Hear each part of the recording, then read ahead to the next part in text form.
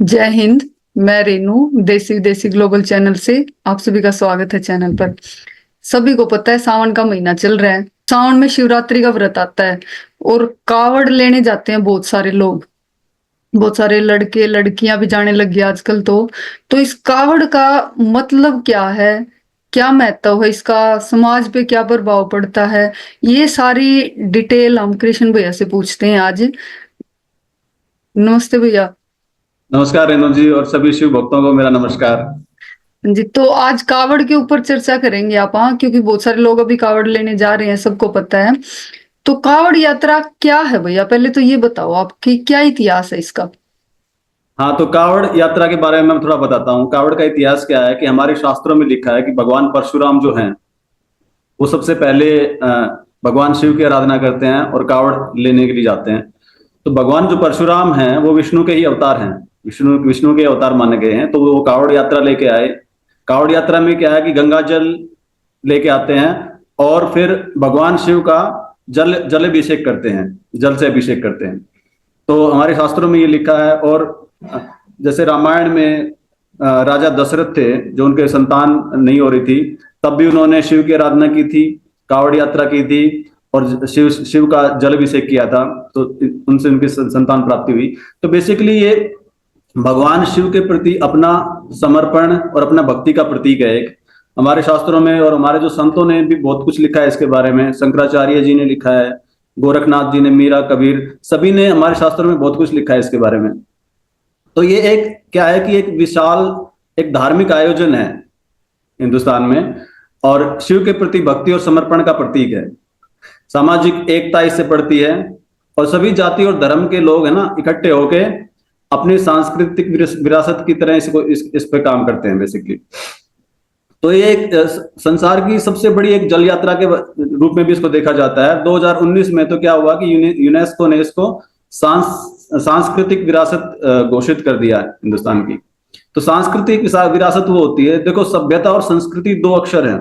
सभ्यता वो होती है जो हम बाहर, जैसे हम बोलते हैं ना आपस में भी कि ये आदमी तो सभ्य है, इसका जो व्यवहार है वो सभ्य है। जो हम बाहर करते हैं वो सभ्यता होती है। और जब हम जो चीज हमारे अंदर घटित होती है ना वो संस्कृति होती है। संस्कृति मतलब हमारे अंदर में जो परिवर्तन होता है। इसलिए ये एक सांस्कृतिक विरासत है। इस कावड़ यात्रा से क्या होता है कि हमारा खुद का शुद्धिकरण के लिए है ये। तो ये इसका मतलब बहुत ही बड़ा महत्व है और ये इसका इसका इतिहास है। दूसरा भैया, कावड़ियों के लिए एक नियम भी कुछ सुनिश्चित किए जाते हैं, पहले तो क्या क्या नियम है वो। कावड़ियों के लिए क्या नियम किए जाते हैं कि जैसे जो भी मनुष्य कावड़ यात्रा करना चाहता है, तो क्योंकि ये तो अपने मन के और अपने शरीर के शुद्धिकरण के लिए है। तो कावड़ यात्रा से पहले क्या करते हैं कि कई दिनों तक श्रद्धालु इसमें व्रत भी रखते हैं। व्रत किस लिए रखते हैं? ताकि अपने मन और अपनी बुद्धि का शुद्धिकरण हो। और उसके बाद व्रत रखने के बाद वो कावड़ यात्रा करते हैं, पैदल कावड़ यात्रा करते हैं।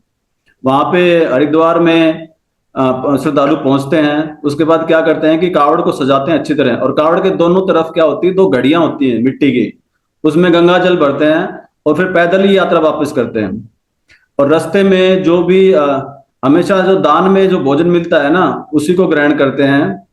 और धर्मशालाओं में रहने रहने की व्यवस्था होती है। तो इस तरह के मतलब, और उसमें क्या है कि चाहे कोई अमीर हो या गरीब हो, सभी मतलब एक एक मिलजुल के एक। और इससे क्या करते हैं कि लोग गंगा जल का भरना और गंगा स्नान करना, नंगे पैर यात्रा करना और दान का भोजन करके और अपने मन में भी दान का ही भाव रखना,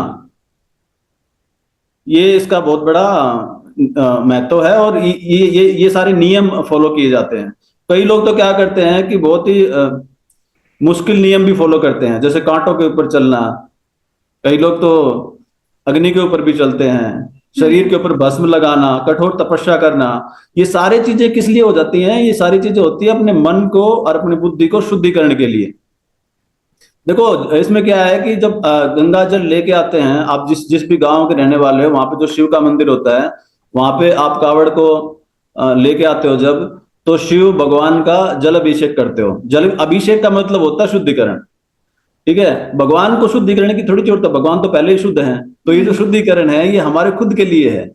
तो हम ये सारे जो जो भी नियम फॉलो करते हैं ना, व्रत करना, पैदल चलना, ये सब हमारे शुद्धिकरण के लिए है। ये बात ध्यान में रखो, और इसको मतलब पूरी धार्मिक और पूरी श्रद्धा के साथ आदमी को करना चाहिए। बिल्कुल, बहुत सही बताई भैया आपने। दूसरा भैया, कावड़ यात्रा के दौरान बहुत सारी चुनौतियां भी आती हैं। बहुत मुश्किल तो है ही ये काम, इतना आसान नहीं है पैदल जाना इतनी दूर। और दूसरा, समाज के ऊपर क्या प्रभाव पड़ता है इसका, और वो जो चुनौतियां होती हैं वो किस किस टाइप की होती हैं?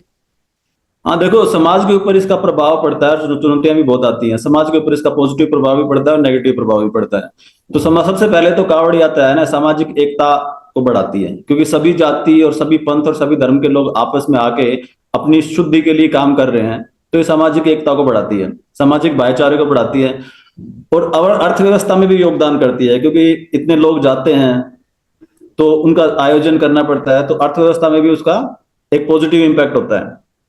और दान और सेवा की भावना को बढ़ाती है ये बेसिकली। दान दिया हुआ लोग खाना खाते हैं, और फिर जो श्रद्धालु हैं वो भी अपने जीवन में दान की भावना को मतलब सर्वोपरि रखें, तो उसको उसको बढ़ाती है, और शरीर और अपने मन की शुद्धि के लिए है। और हमारी सांस्कृतिक विरासत, जैसे यूनेस्को ने इसको सांस्कृतिक विरासत के रूप में स्थापित किया है, तो उसको भी बढ़ावा देती है। तो ये सब है ना, ये पॉजिटिव उसके इम्पैक्ट है। लेकिन जब हम देखते हैं कि इसके नेगेटिव भी बहुत सारे इम्पैक्ट हैं, जैसे पर्यावरण के ऊपर सबसे ज्यादा इम्पैक्ट होता है। तो जो श्रद्धालु हैं या फिर जो भी आयोजन करते हैं, इसमें प्लास्टिक का यूज भी होता है बहुत सारा, तो प्रदूषण होता है। कई लोग बहुत ज्यादा आवाज में डीजे वगैरह भी यूज करते हैं, बाकी लोगों को भी डिस्टरबेंस होती है, तो पर्यावरण में ध्वनि प्रदूषण भी होता है। यातायात और भीड़ भी बहुत ज्यादा हो जाती है, जो लोग नॉर्मल जो लोग हैं सड़कों पे जब भीड़ हो जाती है तो उसमें बहुत ज्यादा इम्पैक्ट होता है। और कुछ लोग तो क्या करते हैं कि शराब और नशे का भी सेवन करते हैं, और ये बोलते हैं कि भगवान शिव भी तो भांग का सेवन करते थे। तो ऐसा नहीं करना चाहिए। एक्चुअली भगवान शिव तो भांग का सेवन करते थे, लेकिन भगवान शिव को तो जहर भी पिया था।